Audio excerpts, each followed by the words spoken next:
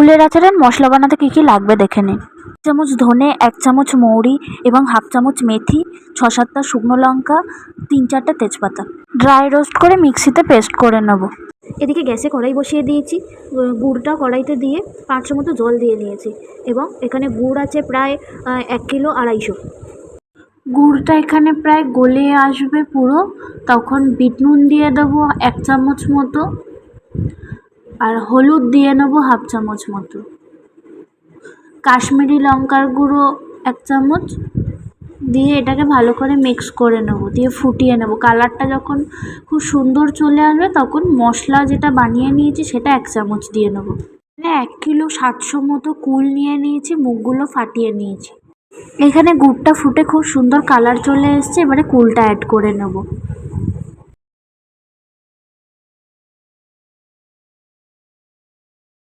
এখানে পুরো কুলটা অ্যাড করে নিয়েছি, এবারে ভালো করে মিক্স করে নেব সবটা, দিয়ে ঢাকনা দিয়ে কষিয়ে নেব ঠিক করে।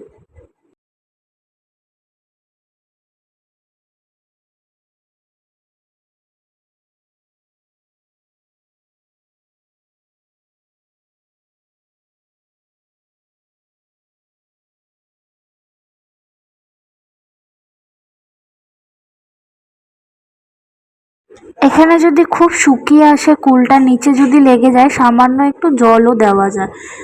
এখানে আমরা এখন 1 চামচ মতো নুন অ্যাড করে নিচ্ছি।